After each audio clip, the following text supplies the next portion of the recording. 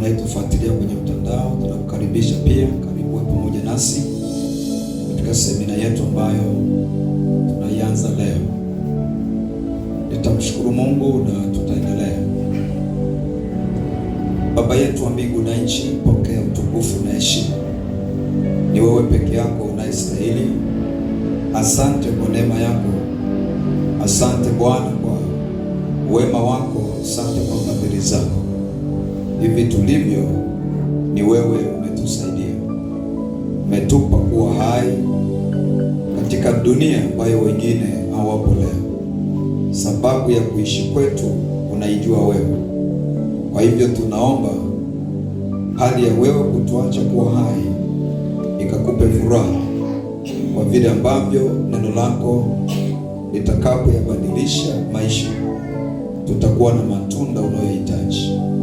Na nyenyekea nikiomba unitumie kwa mapenzi yako, ufikie moyo wa kila mmoja na fikra zake na hata maisha yake kwa ujumla.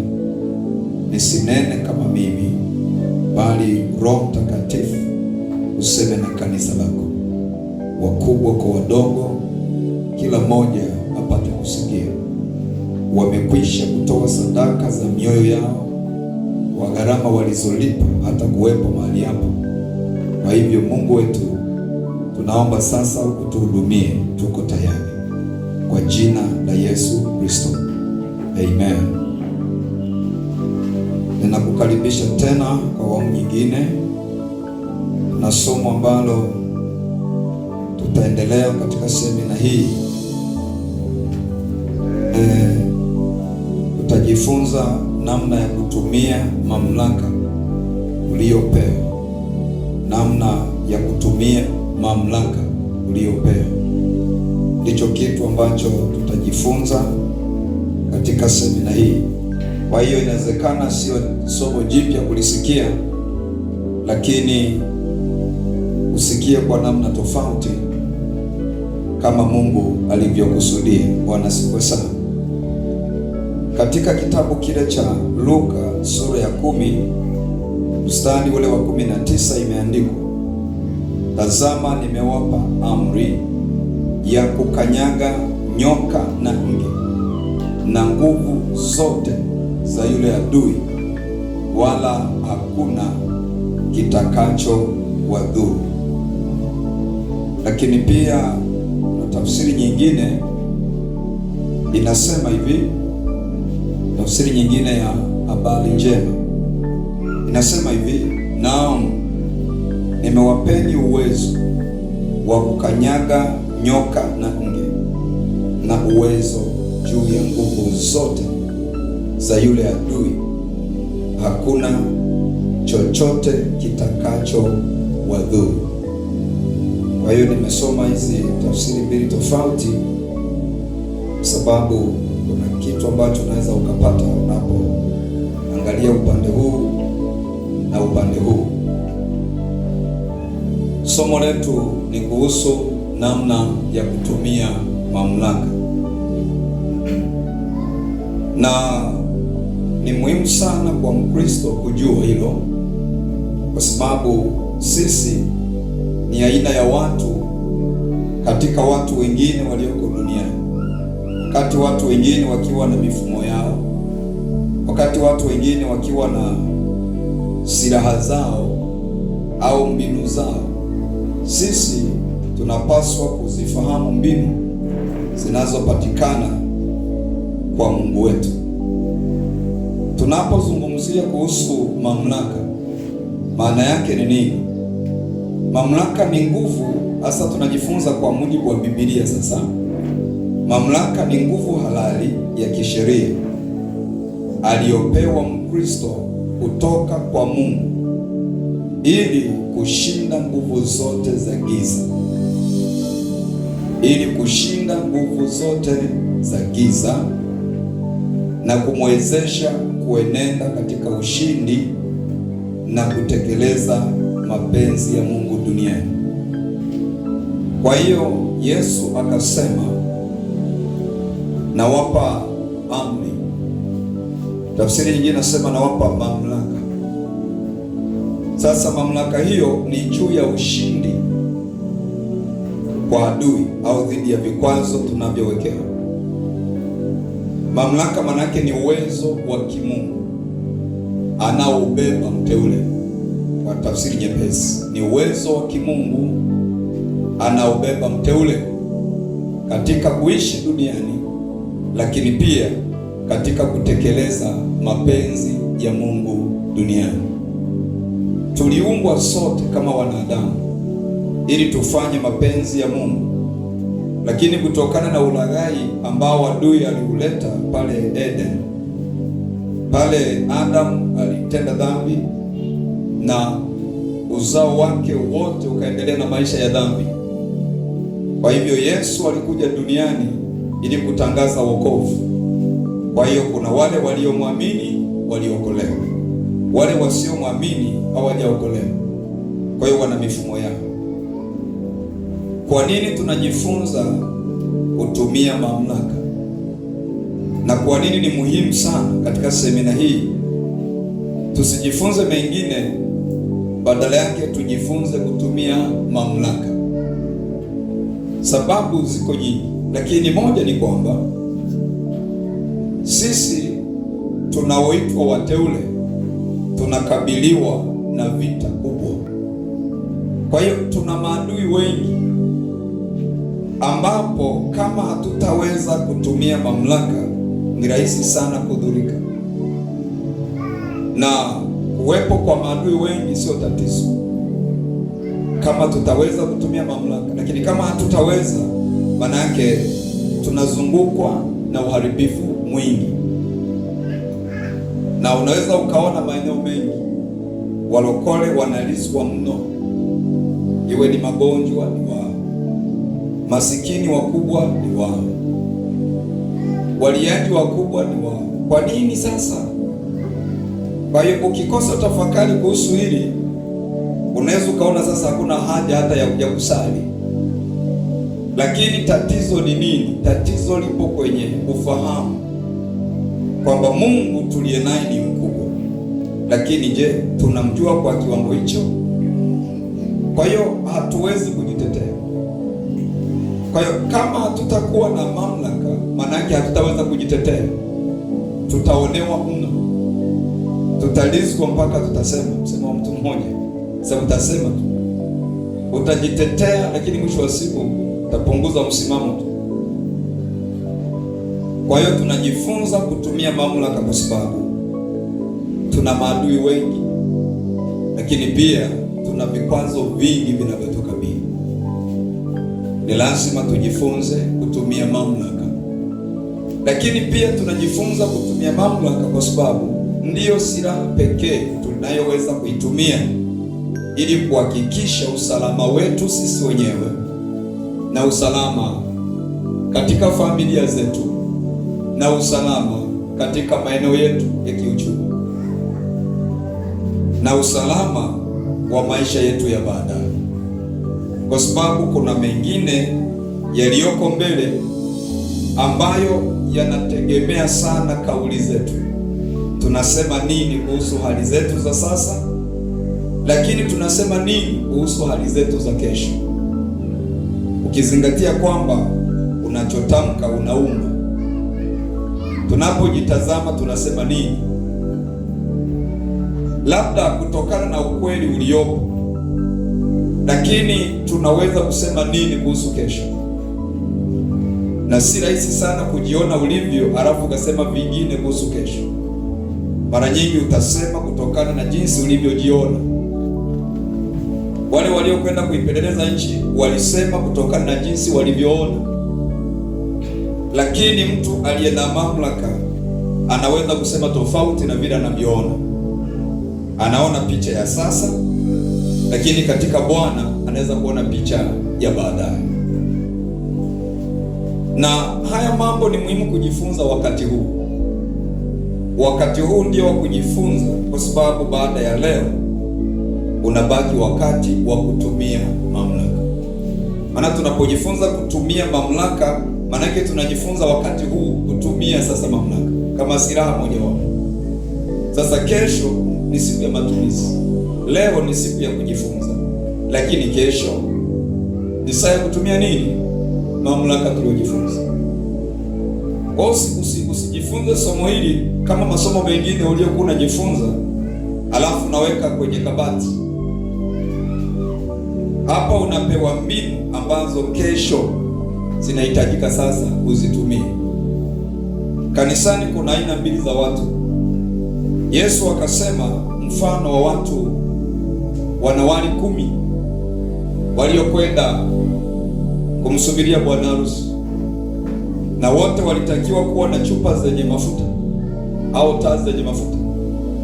5 maandiko nasema walikuwa wenye busara, kwa hiyo wakazijaza taa zao mafuta.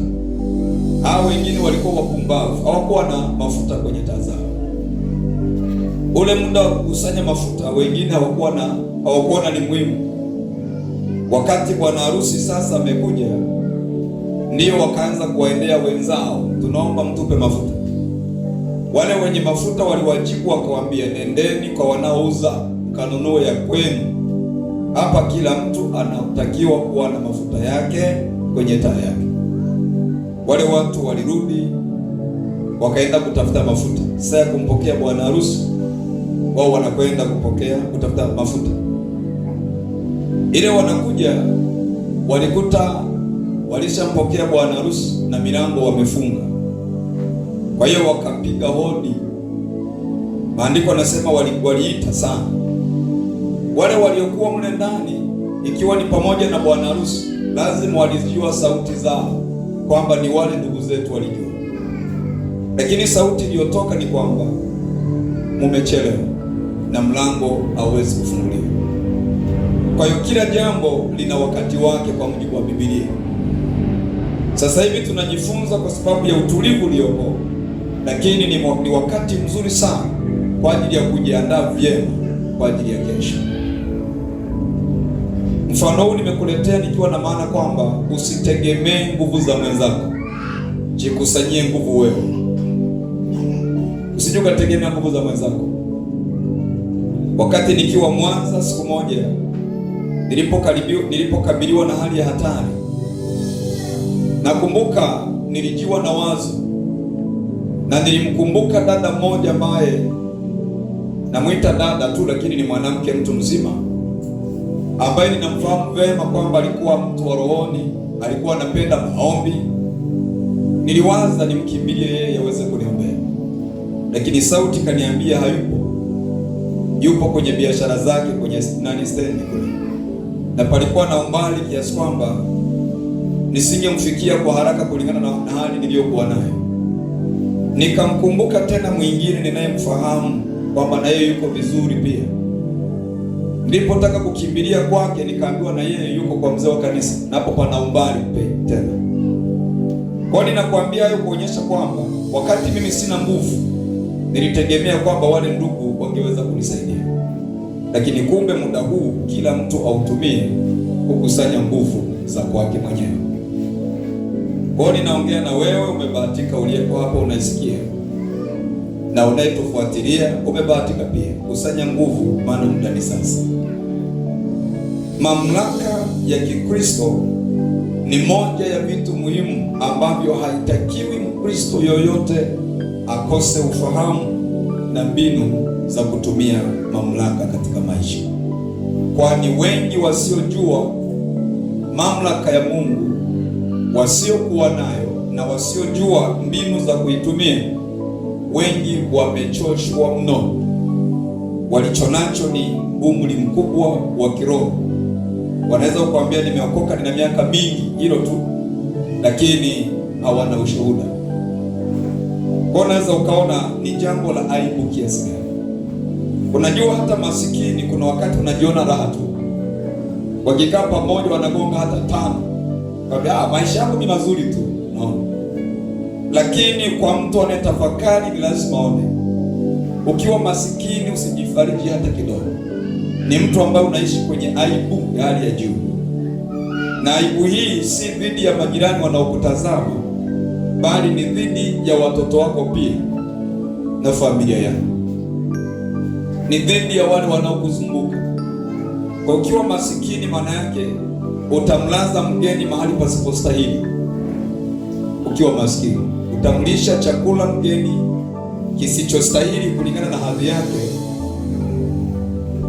Kwa sababu hiyo ndio haya. Kwa hiyo unaweza kuona sio sawa, lakini yote hayo yametupata kwa sababu ya ujinga mwingi. Kwa mshike mkono jirani yako, mwambie ni saa ya kutoka kwenye ujinga sasa. Kutoka kwenye ujinga ni muhimu sana. Kwa hiyo ujinga ndio umetuponza, lakini jambo lingine ambalo limetuponza ni kujihurumia sana. Kujihurumia, yaani kuna wakati mtu anajihurumia, kumbe ndio muda unazidi kwenda. Kwa hiyo tunajifunza kutumia mamlaka, kwa sababu hiyo ni miongoni mwa silaha pekee tulizo nazo zinazoweza kutusaidia. Wengi walioweza kushinda katika Biblia tunapowasoma ni wale ambao walikuwa na mamlaka za kimungu na waliweza kuzitumia bila kuogopa. Ninazungumza hili kwa sababu si tu kwa nchi yetu, bali pia kwa ulimwengu. Popote pale utakapokwenda, kitu pekee cha kujivunia kama Mkristo ni mamlaka ya kimungu ndani yako peke yake. Nje ya hapo usitegemee kuwa salama kwenye familia yako au kwenye nchi au popote utakapokuwa.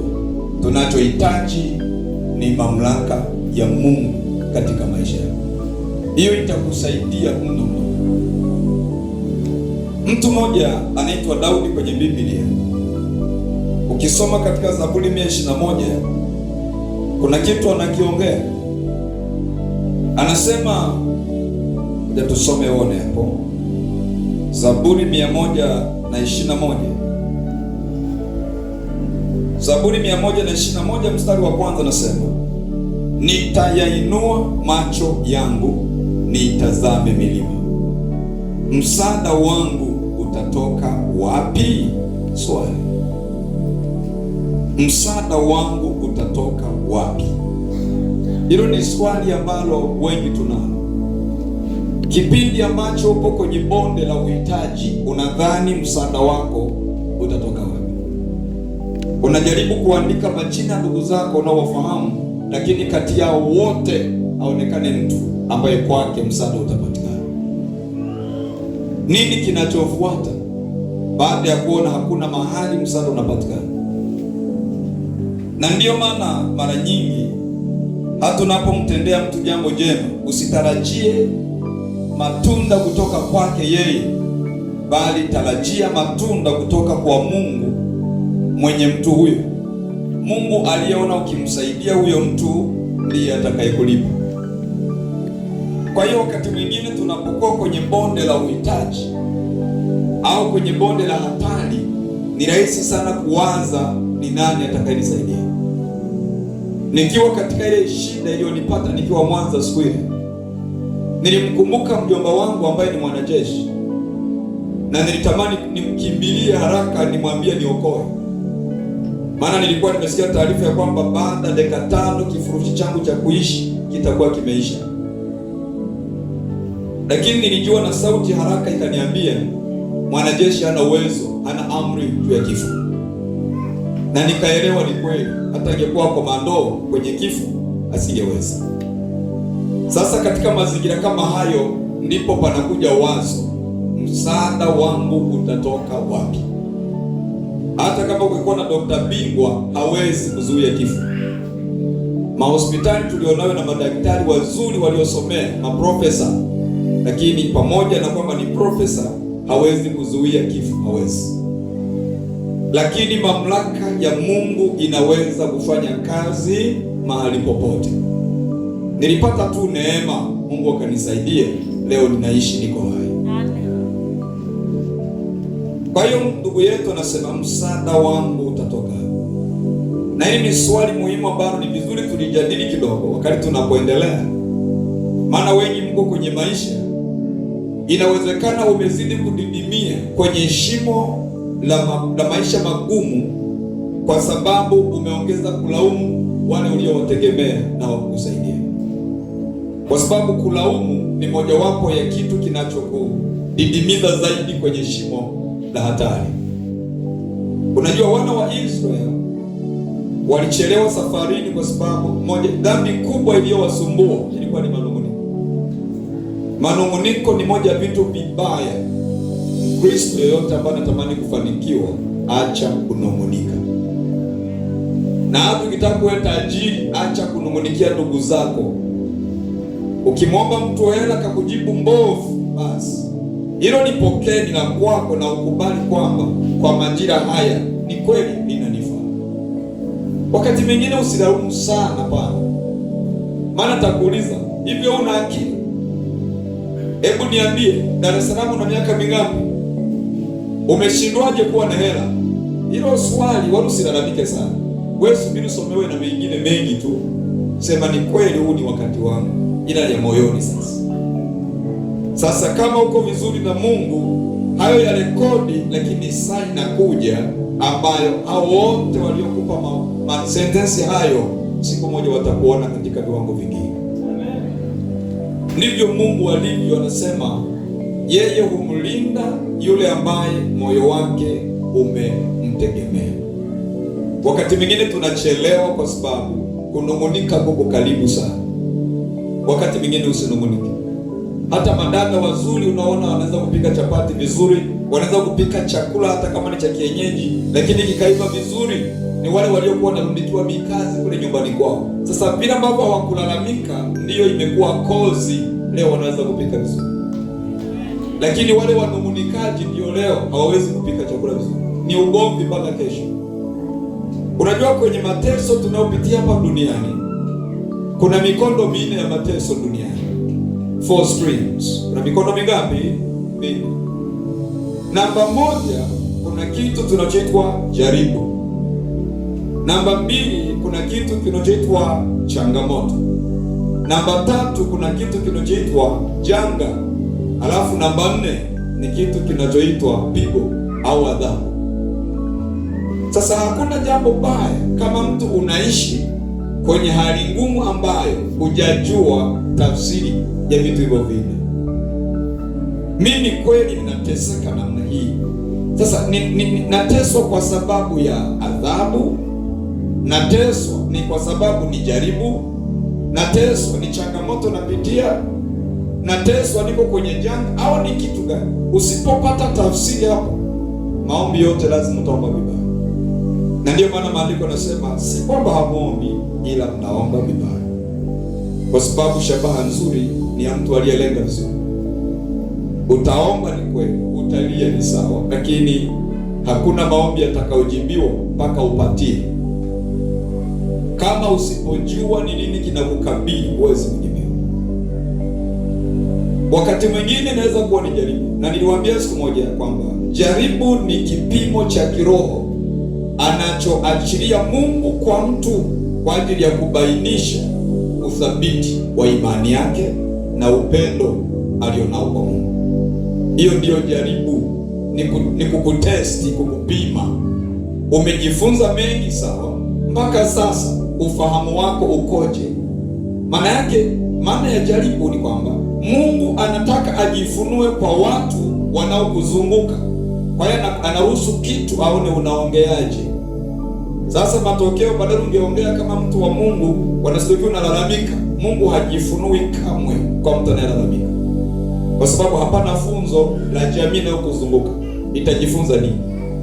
Lakini kama haukulalamika, jamii itaprove kwamba ni kweli huyu mtu ana Mungu. Tulimuona nyakati zake za shida, tuliona msimamo wake, tuliona majibu yake, tuliona mkao wake. Sasa kama ulilalamika, maanake Mungu anaacha kujifunua.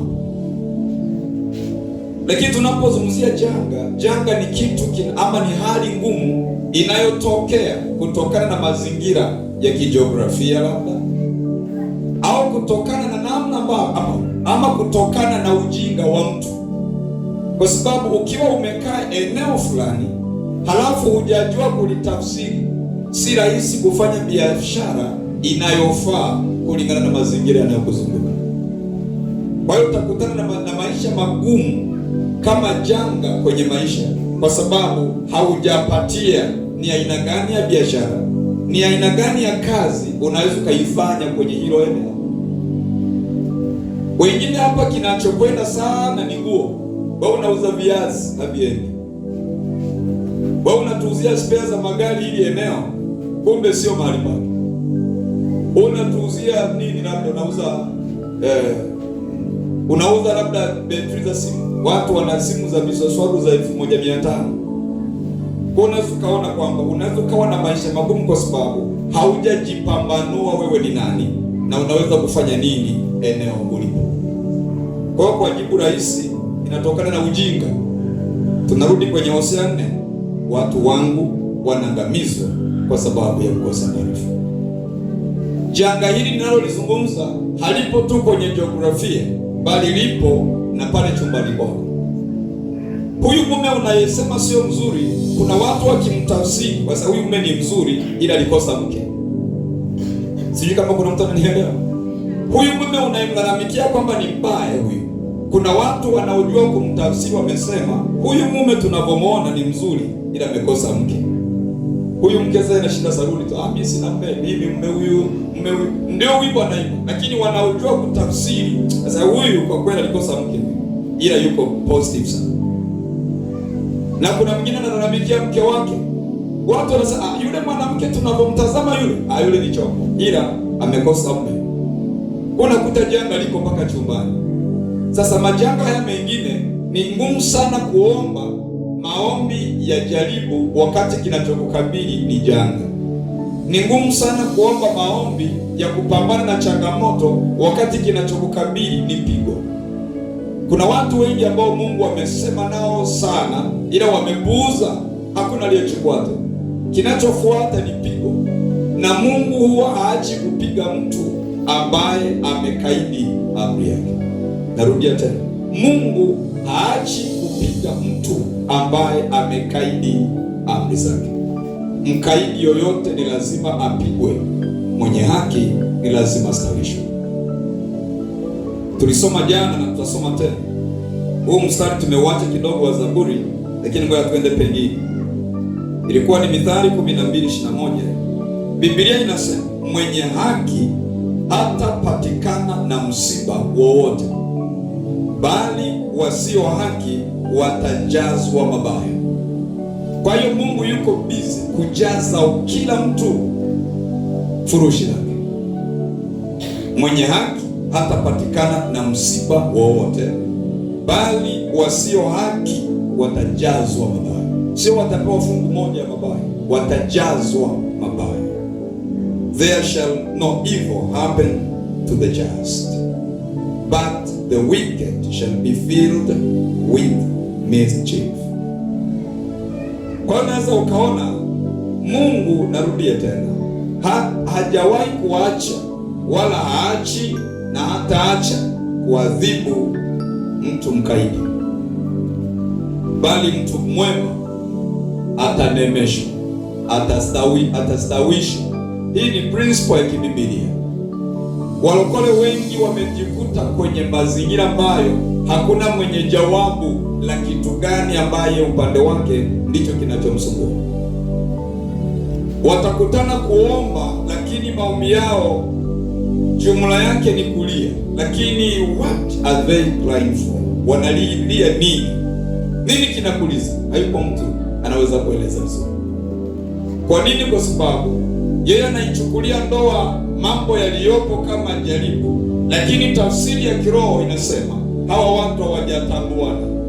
Kwa hiyo kwa sababu huyu hajijui na hajui namna ya kukaa, maana yake kila wakati anakaa kwenye site ya mwenzie, kwa lazima kupata ajali hapo. Kwa kuna vitu vya kutafsiri.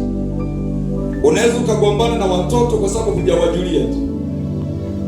Unaweza ukahangaika kanisani bila mafanikio kwa sababu haujajua. Unajua kanisani ni kwenye sijui niseme, kanisani ni kituoni au ni kwenye kituo cha Mungu ambapo watu hukutanika kwa ajili ya kusikia maelekezo.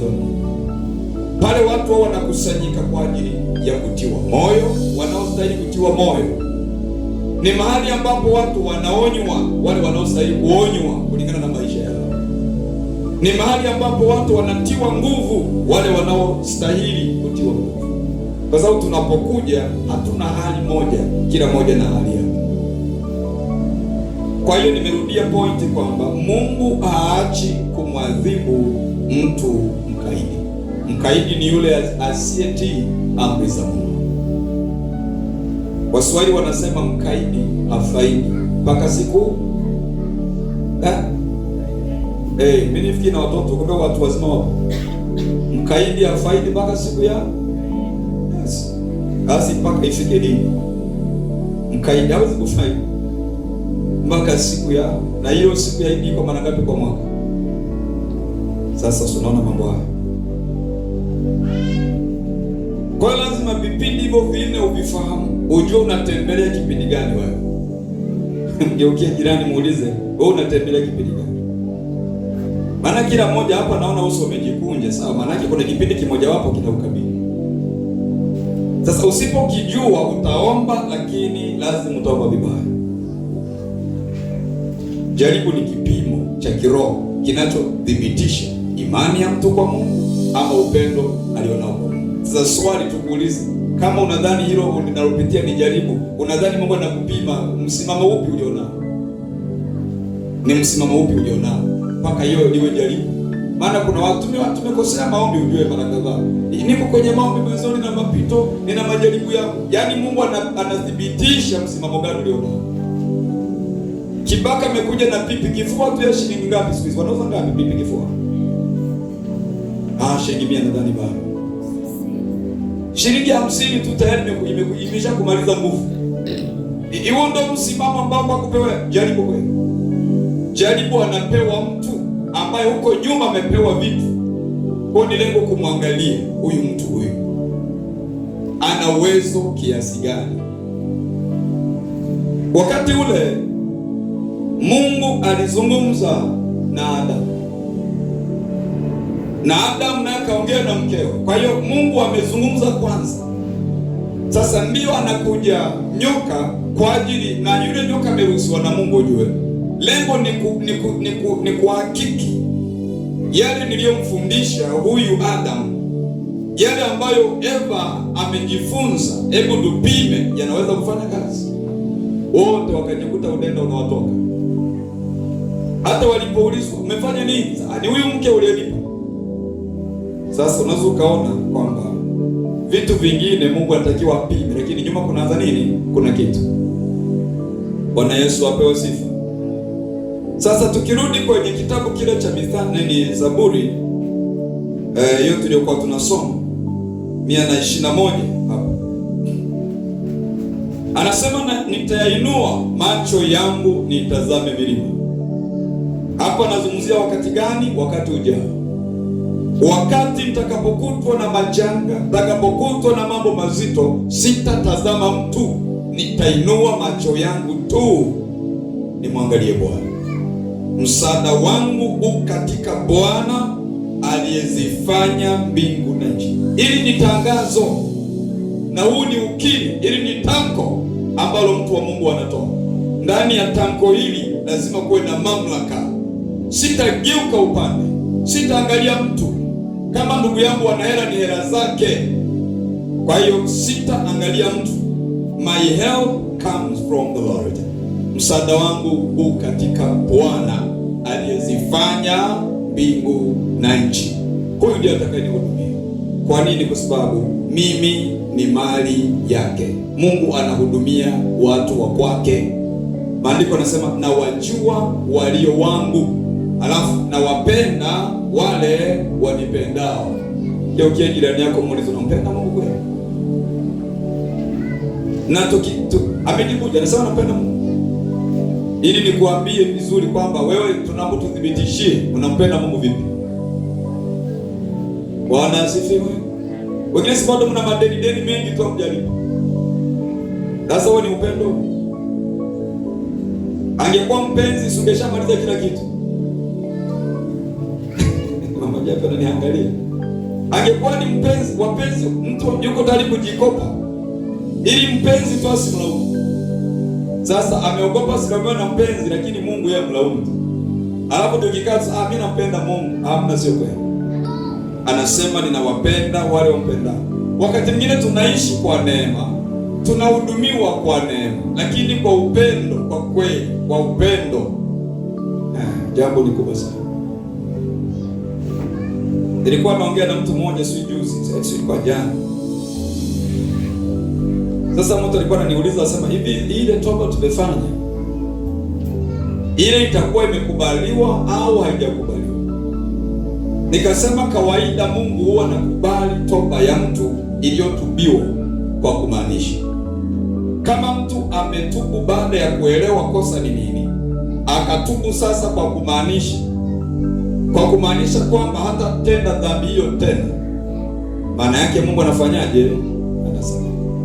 Ila ukijiliza bila kujua chochote, yaani bila kumaanisha na bila kujipanga kwamba sitarudia tena, hiyo unabaki na kesi yako. Asule mtu akauliza swali la pili, sasa je, si unaweza ukafahamu angalau ni watu kadhaa ambao wametubu toba ya juu na wengine watakuwa wametubu toba ya kweli kabisa? Nikamwambia hivi, kawaida ya Mungu anasema hivi, ndani ya kanisa labda la watu 100, ikionekana unaweza ukapata watu 3 waliodhamiria sana, hilo kanisa limejitahidi sana. Halo, nanielewa vizuri? Kanisa lenye watu 100, wakipatikana watu 3 wamedhamiria wale Mungu anaowasema, hilo kanisa limejitahidi sana.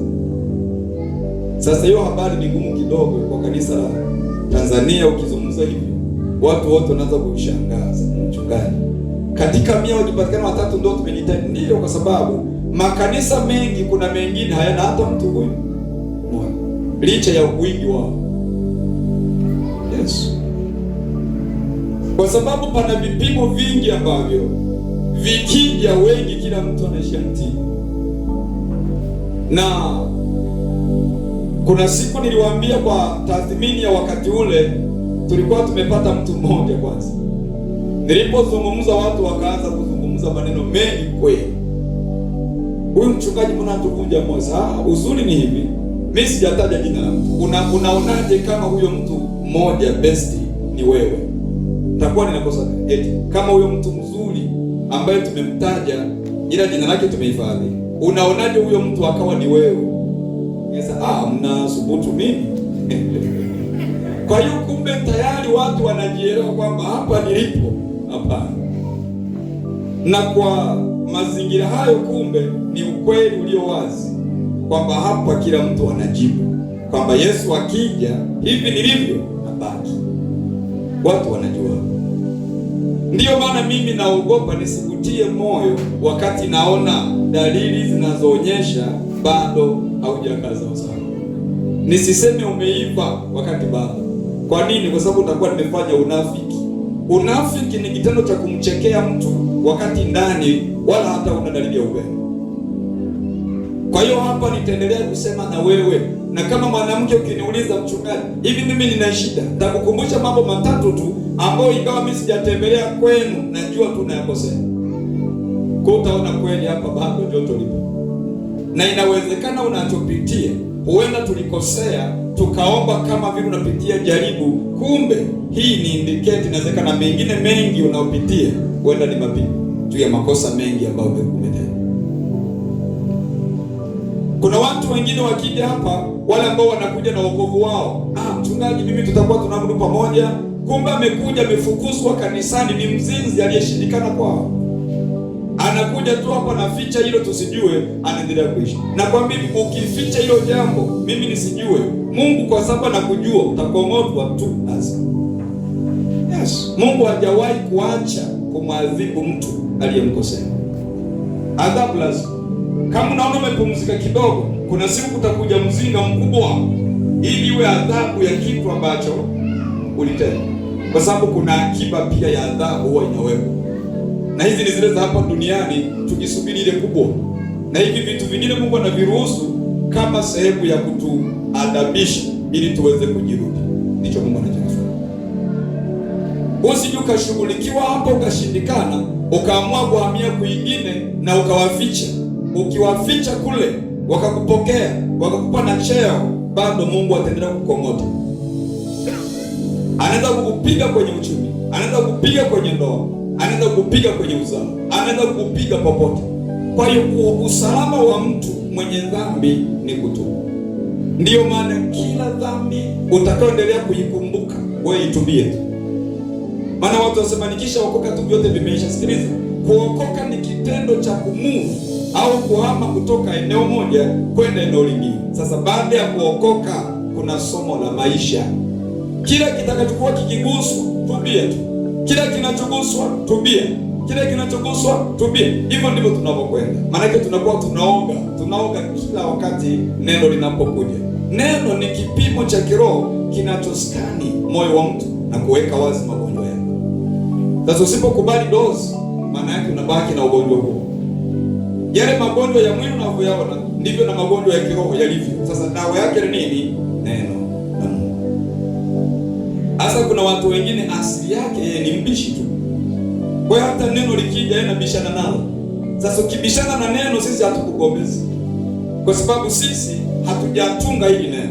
Sisi tumepewa ujumbe tupeleke tu. Kwa hiyo kazi yetu ni kukupelekea. Ukipokea vema, usipopokea shauri yako.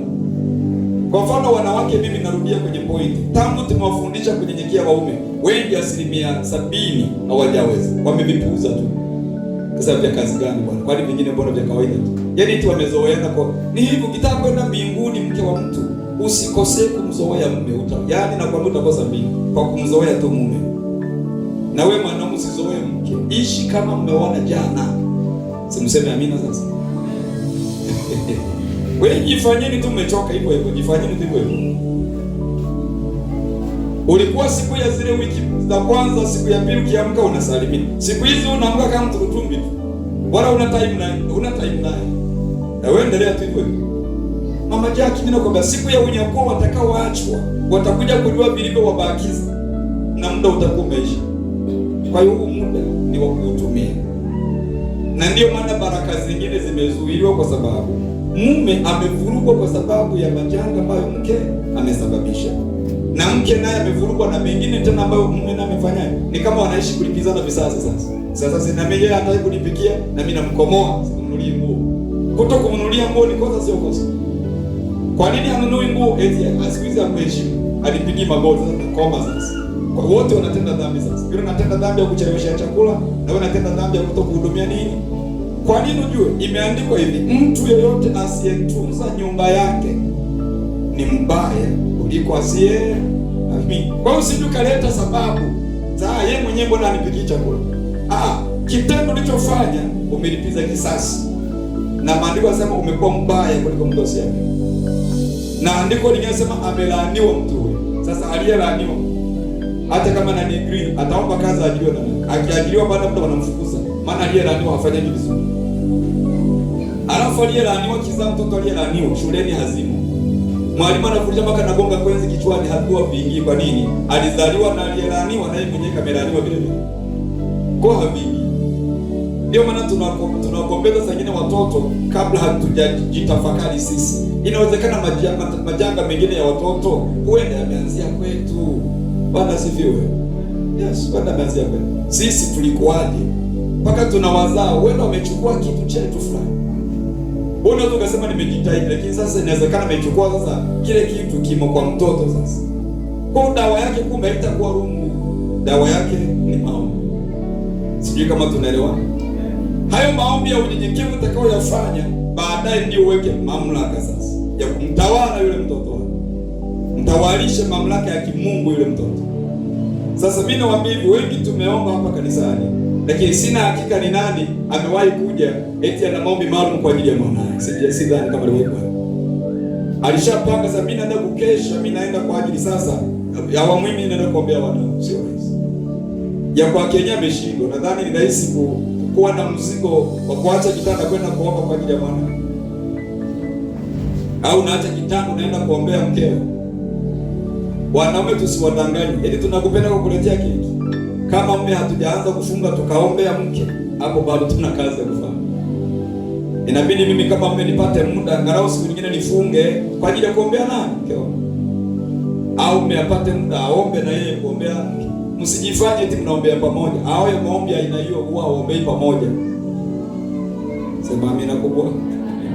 Hao mke mume wangu twende tuombe. Eti moja nakaa pale na mimi nakaa hapa tunaomba. Habiendi hivyo. Kila mmoja aache mwenzie. Sema amina kubwa. Hivyo ni vitu vinavyokuja uone kwamba bado tuna kazi ya kufanya. Kuna vitu tunadaiwa kufanya. Sasa kuleta gauni zuri la 800,000 ni sawa kabisa, ni zuri sana. Lakini ni la dunia. Kuna vitu vya kiroho vinavyokuja ambavyo hivyo kwa hilo gauni kuna siku halitakaa kwenye mwili. Yaani gauni lipo sawa lakini halina msaada. Yes. Kuna wakati gauni halina msaada. Hata ungeletewa gari, yaani kuna wakati gari halina maana yoyote. Kuna wakati kitu cha thamani pekee ni maombi. Ila sasa sio wakati huu. Yeye alifanyika nyuma. Tunajifunza namna kutumia mamlaka. Kwa hiyo kwingine tunapita tu. Tunajua semina lazima mjenge msingi zaidi. Ili tunaponyenyuka hivi, basi twende tukawa tumejenga msingi vizuri. Kwa hiyo tulisema jana, unapotaka kutumia mamlaka, kwanza tambua chanzo cha mamlaka yenyewe. Mamlaka hii tunaoizungumza ni lazima ujue kwamba ni tofauti na mamlaka ya kibinadamu. Mamlaka ni uwezo alionao mtu kwa Mungu unaomsaidia kushinda nguvu za giza, lakini pia inayomsaidia kutekeleza mapenzi ya Mungu. Kwa hiyo ni lazima utambue chanzo cha mamlaka yenyewe. Chanzo cha mamlaka tunazozungumza ni kwa Mungu, na kwa sababu ni kwa Mungu, Mungu anawapa mamlaka wale aliowaridhia. Mara nyingi tumekuwa tukikemea pepo za toka kwa jina la Yesu, nimepewa mamlaka. Sasa tukuulize swali, kumbukumbu zako zinakwambia mamlaka ulipewa lini? Ukikumbuka utakuta haijawahi kutokea. Kwa nini? Kwa sababu maisha yako bado hujatulia, kwa huna mamlaka. Sasa tutaishi hivyo mpaka lini? Inabidi uwe na kiu ya kutamani mamlaka. Sasa mamlaka hii ukiwa nayo ndio utakaoitumia wakati watoto wako wanaibiwa na unaziona dalili za kuibiwa kwa watoto wako, hawarudi kwa kutumia mamlaka. Wakati biashara zako unanyang'anywa taratibu na unaona dalili kwamba kwa kweli hapa nanyang'anywa, biashara hairejei bila kutumia mamlaka. Wakati unaibiwa nguvu za kiroho na wewe unaona kabisa kwa dalili hii hapa nguvu za kiroho zinaenda, haziwezi kurejea kwa kutumia mamlaka. Kitabu cha Yohana sura ya 10 mstari wa 10, Yesu anasema mwivi huwa haji ila aibe, kuchinja na kuharibu.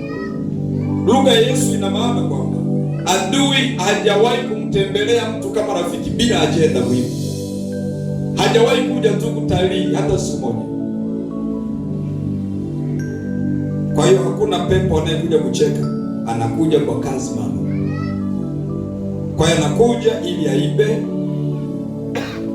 ili aharibu kabisa. Na wakati tunaibiwa kiroho, wakati tunaibiwa kiuchumi, wakati tunaibiwa kifamilia, hakuna mtu aliyeibiwa kufumba na kufumbua kitu hakipo. Hapana. Kila kilichoibiwa dalili zilianza kuonekana. Hata kama mwanao ameibiwa, lakini kuna dalili zilianza kuonekana. Sema tu ukujua ili uchukue hatua. Kama ndoa inaibiwa, lazima zimeanza dalili tu. Wewe kuanza kuona jeuri kwa mke, ukaanza kuona jinsi ambavyo hakushirikishi mama, hiyo ni dalili ya anaibiwa hivyo. Ukaanza kuona dalili kwa mume wako. Kwa hiyo kuna dalili huwa zinakuja, na sisi kwa sababu hatuelewi huwa tunakimbilia kuwalaumu. Kumbe kabla hujalaumu, kimbilia kwenye mamlaka, itumie.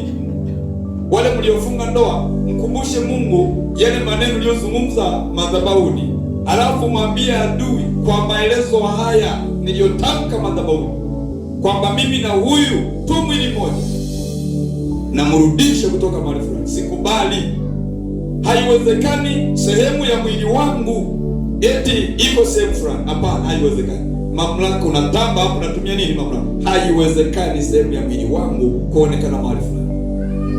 Kwa sababu kama mfunga ndoa maana yake imekuwa mwili mmoja maana yake. Sasa kama mkeo atakuwa eneo fulani, au mume wako atakuwa yuko maeneo fulani, maana yake yule ni sehemu ya nini? Ya mwili wako. Unakataa kwa nguvu kwa kutumia mamlaka. Sasa usipofanya hivyo, maana yake utatumia njia nyepesi ya kulaumu, na ukilaumu sana unapewa kofi, na ukipewa kofi unakasirika. Ukikasirika, maana yake naye anaongeza nguvu. Sasa nimelala siku 2 nje, sasa awamu inakaa mwezi. Unaona, mtu unazidi kuibiwa zaidi. Kwa hiyo tuna vifaa maalum ama vyombo maalum tunavyoweza kuvitumia, ni vyombo vinavyoitwa mamlaka. Tumesema kwamba mamlaka ni uwezo wa kisheria. Sasa kama ni uwezo wa kisheria, manake mahakama za kibinadamu zenyewe zina namna yake ya kufanya kazi. Sasa jamii ya waliookoka, sisi mahakama yetu ni mahakama ya kiroho. Lazima aende mahakamani mtu ambaye kwanza anajielewa vizuri, alafu ajue namna ya kutumia hiyo mamlaka kwenye ulimwengu wa roho. Tusipojua hayo, tutakuwa tunaijua kimoja baada ya kingine. Unakuja kukumbuka rasmi kile kitu kimeibiwa sasa akipo, lakini kuna dalili zilianza. Bwana Yesu asifiwe. Wote ambao wanasumbua kwamba ndoa yangu ina shida, dalili zilianza. Wote ambao watoto wao wamefeli leo shuleni, dalili zilianza. Wote kuniambia mwanao ni 100 tu, kila mtihani ni 100, alafu leo amefeli, hapo kuna kitu. Lakini mara nyingi huyu mpaka na feli, huko nyuma ukifuatilia, kuna siku alikuwa anapata 10. Yaani mtihani mbao zote wangekusanya ipata siku 100 ngapi? Ana 10 tu. Ila ulikuwa huelewi sasa. Kwa hiyo unaona ni kawaida. Ukija kanisani tumwambie mwanangu atakuja kumsaidia. Yaani pamoja na mwanangu na maksi ndogo, lakini mimi namwamini Mungu. Endelea kumwamini Mungu hivyo hivyo, utaona atakachoibuka nacho. Kwa anaijua tunaona. Na walio wengi ukikaa naye vizuri, anaweza kukuambia hata ndoto anazoota. Anaweza kukuambia. Saa nyingine mtu, kwa sababu mtu haibiwi hivi hivi. Lazima kuna mambo unaweza kukuta, kuna ndoto na vitu kama hivyo, ukajua kumsaidia. Sasa wanaijua wapenzi. Na maandiko yanasema kwamba watoto wetu atawafanya kuwa nini? Vichwa, wala sio migeni. Kwa nini wanabaki vichwa? Kuna dalili zilianza, ila kwa sababu hatujui, tunasema tumemwachia Mungu. Mambo yanaendelea kuharibika, tumemwachia Mungu. Haya, si tumewezwa ni masikini, eti tumemwachia Mungu. Watoto wetu nao tena wamewezwa, eti tumemwachia Mungu. Mwisho wa siku nakuja kwa kuna pinda mgongo, uwezo wa kufanya kazi umeisha. Mimi nakwambia kuna siku zinakuja hata uwezo wa kujitoa nje tutakuwa uwezi. Maana umekuchoka. Uwezi kutoka tu nje bila kutolewa na mtu.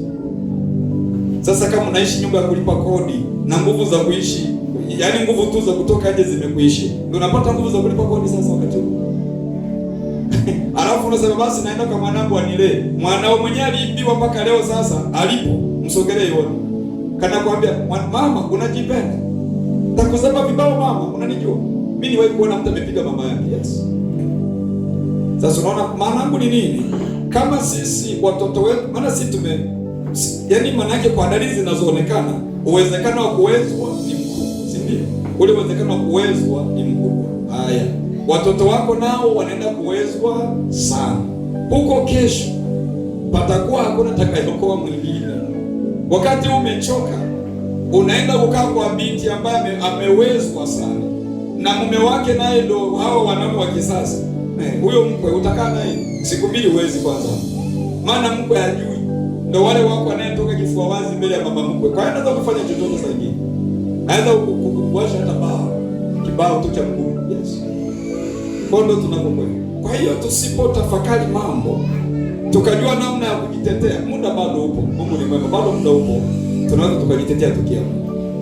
Tukajitetea sisi kiroho, tujitetee pia kimwili, vile tujitetee kiuchumi, tutetee na watoto wetu. Tusikubali watoto wetu wakawezwa. Sisi tukatae kuwezwa, tukatae watoto wetu kuwezwa. Tunawatarajia kesho watoto wetu wakiwa maofisa. Lazima tuwatetee. Lakini pia tutetee viti vyao vya kazi. Anaweza kusema mtoto amalize degree yake, masters yake, lakini kiti hamna kukikalia cha ofisi ya kazi yake. Sasa mpaka patikane mtu mwenye mamlaka, tuamuru viti vyao viwe vya kwa ukweli. Tuamuru waliovikalia wasiostahili wapushiwe pembeni ili wapate nafasi. Sasa mlokole ni lazima aishi kama aina ya mtu ambaye akili yake ni tofauti, mtazamo wake ni tofauti. Kwa mamlaka tunaweza tukaumba upya watu walioharibika. Hata sisi tunaweza tukajiumba upya mahali ambapo tumeharibika. Yes, kwa sababu tunatumia neno. Haya maneno tunayotamka yakiwa na nguvu za Mungu, maana yake kuna namna kunakuwa na uwezo wa kimungu wa kuumba upya future zetu. Yes. Sio tu kwa sababu tuna maisha magumu tayari tuka create na kesho tutakuwa hivyo. Tunakataa. Kwa mamlaka tunaanza kucancel vikwazo tulivyokutana navyo kwenye maisha, tulivyokutana navyo kwenye biashara. Jana nilienda kuuza, nimeuzia wateja 4. Sasa uliyesababisha nikauzia 4 kwanza na kukong'ota vizuri, halafu kesho wateja na waita. Yes, naita wateja wangu. Na lile eneo nataka nitawale, ni mamlaka. Kwa sababu sio wakati tumelala usiku kinachofanyika hapo. Lile eneo lako la biashara. Wewe umelala, kuna watu wanakuja wanachukua tu ule mchanga wa lile eneo, wameona unauza sana. Kwa hiyo dawa ni kuchukua tu mchanga wa lile eneo, wanaupeleka kwao. Wao wateja wako wamefanyaje? Wamechukulia. Mchanga tu ndio wateja wenyewe. Ni imani. Unajua wenzetu wanatumia imani. Anachukua tu ule mchanga anapeleka kwake. Alafu anasema nyinyi wateja wote. Hayo unaona hapo. Mtakuwa mnakuja hapa. Anaongea nao. Wako kwao hawajui. Akiamka tu niende kwa nani? Kwa John. Yaani utafikiri ameitwa. Maana alishapangiwa pa kununua. Akipita kwako anaona eti hujafungua. Eti hujafungua. Akianza huyu usibini msubiri, huyu hayupo. Hata kama unaongea na simu wala sauti yako hasikii. Anaona eti hujafungua. Mwisho wa siku tunaibiwa. Sasa vitu vyetu vitarudi lini? Ni mpaka tuamke. Shike mkono jirani, mwambie amka. Bwana Yesu apewe sifa sana. Kwa ni lazima tujue kutumia mamlaka. Kwa sababu ya muda wetu tutaishia hapa, maana tunaanza, lakini mwambie jirani yako tunajifunza kutumia mamlaka. Natamani ni somo hili mpaka linaisha watu waanze kuwa na ushuhuda. Maana ni somo ambalo tuko serious. Tunataka kama ni kukomboa kazi yako, tuikomboe upya iwe hai. Yes. Lakini tafakari ile mambo manne, usiwe kwenye kosa lolote na Mungu. Sasa nina wasiwasi kwamba kama mtu hatajua anachopitia ni pigo, kama mtu hatajua anachopitia ni ujinga, hapo pana kazi. Maana inawezekana ukafunguliwa kiroho vizuri, lakini bado ukabaki na ujinga tena. Yaani unakaa pale wala hujui cha kufanya, unaona kama ni pagumu tu, ndivyo unapopata tafsiri pagumu. Usipojua cha kufanya, maana yake bado utaendelea kukaa kwenye jambo. Kwa hiyo basi mwambie jirani yako kwamba aje tujifunze pamoja. Maana tuna warokole wengi wa miaka mingi kweli, lakini hali zao hakuna tia moyo mwingine. Baya sana. Utatoka lini? Tujue mambo muhimu. Kwanza kwenye mambo manne tuelewe vizuri, lakini baada ya hapo tujijue sisi ni akina nani. Tumeokolewa, sisi ni wana wa Mungu, ni wana wa ufalme. Yesu anasema nimewapa amri kwa maana ya mamlaka. Waliopewa walikuwa wale wanafunzi. Sisi tuliomwamini pia tumepewa ile mamlaka. Tunaweza kuitumia tena. Tunapoendelea utasikia majini mengi yatakavyolalamika, ambao ndio yameshikilia hiyo ndoa yako kwa muda mrefu. Utasikia yanavyolalamika yaliyoshikilia biashara yako kwa muda mrefu, yaliyoshikilia nini wanaita ile bahati yako ya kufanikiwa, wengine wanaita nyota. Utaona yatakavyolalamika, lakini tutayanyosha mpaka ya kuachia kama utakuwa uko vizuri. Tusimame. Wacha maneno haya, sema Baba Mungu, niko mbele zako. Asante kwa neno lako. Baada ya neno hili, kwa sauti hii nanyenyekea Bwana. Ninaomba toba. Naomba unisamehe pale nilipokosea katika maisha yangu. Neno lako hili liendelee kusema na mimi, liendelee kufichua makosa mengi niliyo nayo yanayonikwamisha katika maisha yangu, katika safari ya mafanikio. Nimechoka kukaa jangwani, niko tayari kutoka kwenye jangwa la maisha magumu. Kwa jina la Yesu Yesu ninayemwamini, yeye ni Mwokozi, anaokoa roho, anaokoa na mwili, anaokoa na mali ya mtu. Ataniokoa mimi, ataokoa na mali yangu. Anaweza kuokoa miliki zangu zote pamoja na familia yangu, anaweza kuokoa. Asante kwa jina la Yesu, jina tulilopewa, jina lenye mamlaka, jina lenye uwezo, ambapo likitajwa majini yanatetemeka. Majini yote yasiyotetemeka nilipolitaja jina hili. Leo ninaanza upya, ndiyo maana nimetubu ili niwe na haki ya kulitumia hilo jina la Yesu. Bwana wangu, makosa yangu yote ninaomba unisamehe kwa jina la Yesu Kristo. Kumbe kwenye maisha kuna mikondo minne, kuna jaribu, kuna changamoto, kuna janga, kuna adhabu. Kwa muda mrefu nisijajua ni kitu gani hasa kinachonisumbua. Roho Mtakatifu, asante kusema nami. Ninaomba Bwana kupitia Roho Mtakatifu unibainishie ili nijue kinachonisumbua. Nipe bidii, umba juhudi, jitihada ndani ya moyo wangu ili nijikague, nione kinachonisumbua. Ikiwa ni adhabu, niko tayari kutubu. Ikiwa ni janga kwa sababu ya ujinga, awamu hii niko tayari kuchukua hatua kwa maelekezo yote unayonipa. Kwa hiyo shetani na jeshi lako lote, hamna mamlaka na mimi tena, hamna mamlaka na mimi tena, bali nina mamlaka ya kuamuru na kuagiza kuondoka kwenye eneo langu kwa jina la Yesu.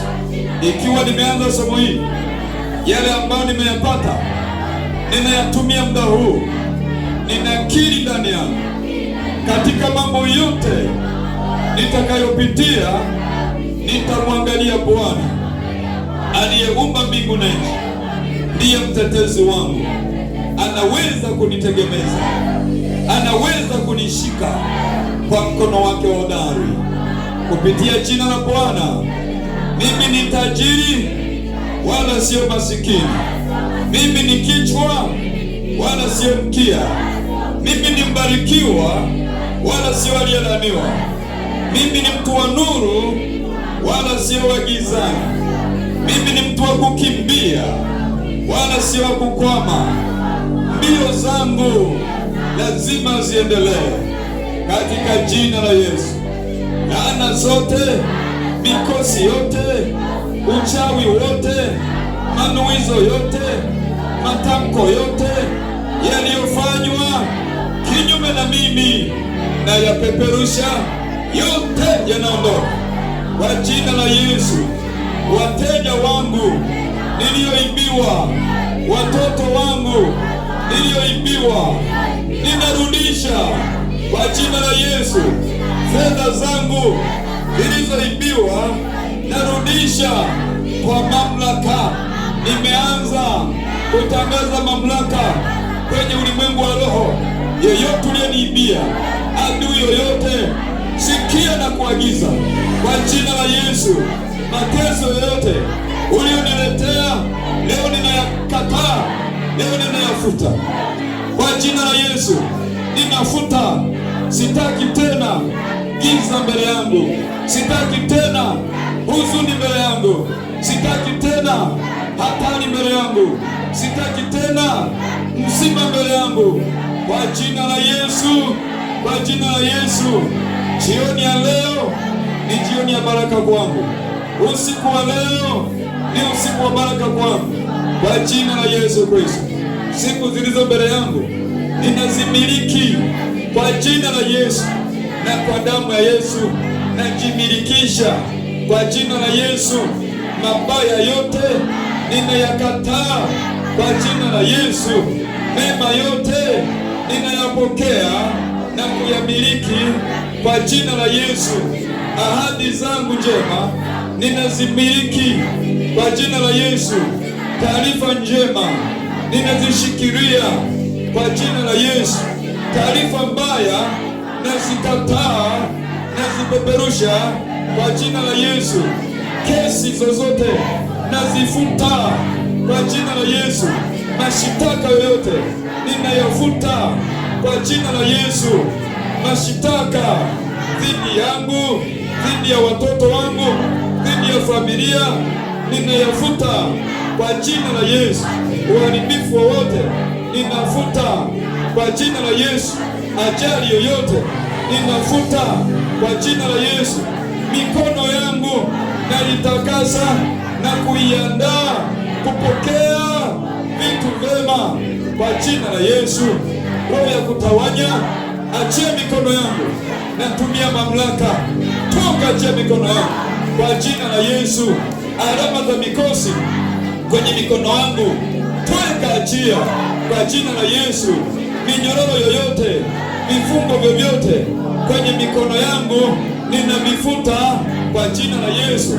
Wewe jini unayechukua hela zangu, uliyezuia, uliyeniwekea kikomo, siwezi kumiliki hela nyingi, umeniwekea kikomo. Zikiongezeka yanainuka magonjwa, zikiongezeka yanainuka majanga.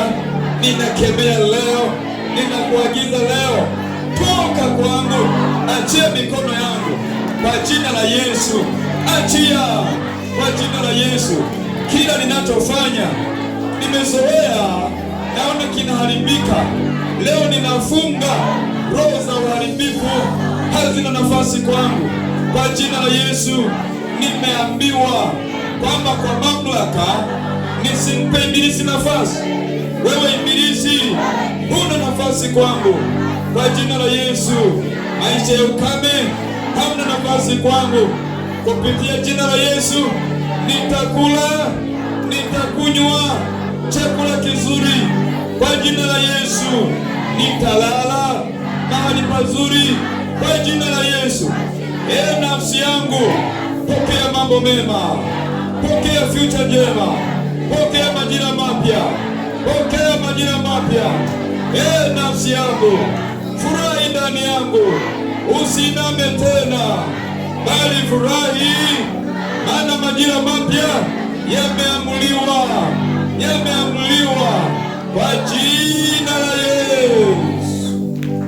Glory to God, glory to God. Kiweka imani utaona jambo, kiweka imani utaona. Limekuwepo juma la baraka hili, utaona tu. Wengine kabla ya juma kuisha utaona. Kiweka imani, Bwana nafuatilia hata acha kutenda. Ulioyatamka yamerekodiwa kwenye ulimwengu wa roho. Malaika wanaohusika kila mmoja anashughulikia kitabu chake, anashughulikia mambo haya. Oh, thank you Jesus. Oh, thank you Jesus. Thank you Jesus. Thank you Jesus. Thank you for the wonderful day. Thank you for the wonderful season, Lord. Thank you, Lord. Thank you, Lord.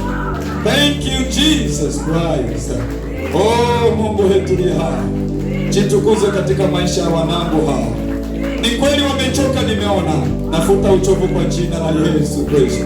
Ni jioni ya imani. Ni jioni ya kuinuliwa. Ni jioni ya kuinuka.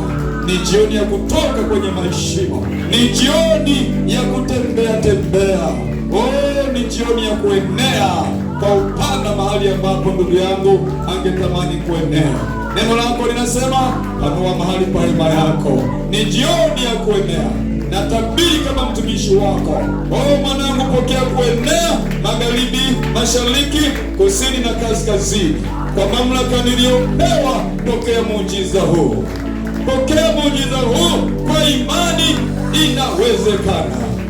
Tunamwabudu Mungu aliye hai, tunamwabudu Mungu aliyeumba mbingu na nchi, mwenye uwezo wa kuiamuru nchi, mwenye uwezo wa kuamuru hayo mazingira na kuzunguka, mwenye uwezo, ana amri juu ya chochote kinachokukabili, ana amri juu ya ukuta uliosimama mbele yako, ana amri juu ya bahari inayoonekana mbele yako iliyokuzuia usivuke, ana amri, ana uwezo wa kuyagawa maji, mengine abaki huku, mengine abaki huku, ana amri ya kukufanya upite, hata kama adui wanakufuata, hata kama adui wako nyuma yako, lakini hawatakudhuru. Ana amri ya kuwanyamazisha, ana amri. Bwana ana amri. Yule Mungu wa Daniel aliyenyamazisha simba, aliyekamata vinywa vyao, ndiye Mungu wako jioni ya leo. Yule Mungu aliyeposimama akakamata vinywa vya simba hadi kumdhuru Daniel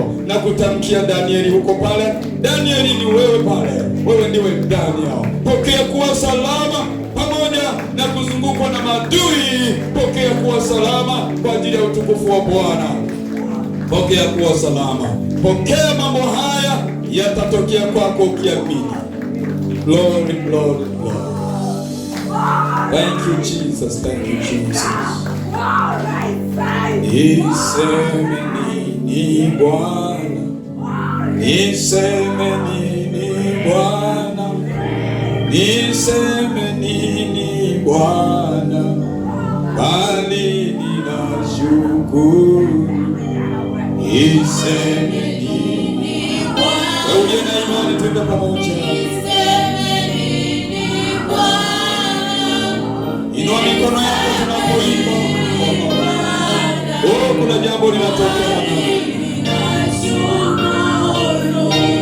Niseme nini Bwana?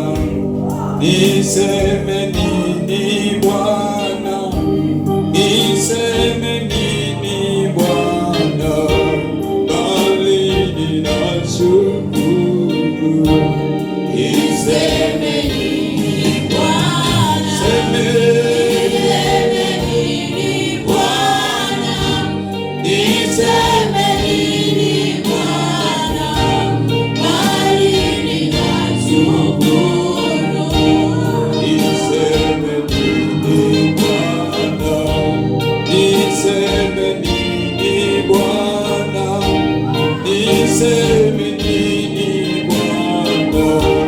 Bali ninashukuru.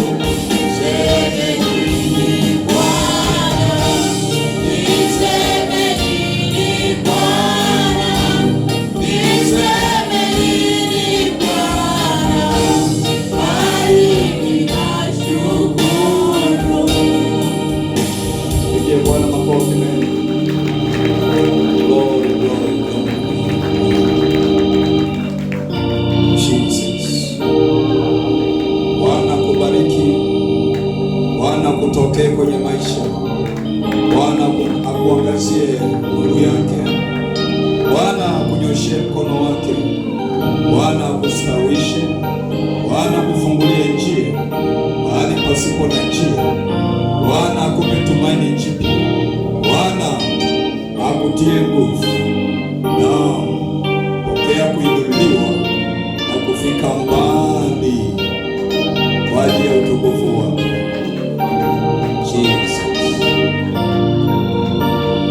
Sadaka unayotoa Bwana bariki kazi zote na upokee la Yesu Kristo. Bwana, ukatulinde na uwe nasi, tutangulie na kutuongoza hata nyumbani tukuone. Endelea kunitunzia wanangu hao, tutakuwepo kesho tena tukiendelea. Bwana Mungu, tunaomba uwe nasi tena, njoo useme nasi. Asante Bwana kwa sababu utasema nasi, na msikilizaji wetu anayetufuatilia ukambariki kadri anavyoendelea kujenga imani. Bwana ukamtokee katika jina la Yesu Kristo. Amen.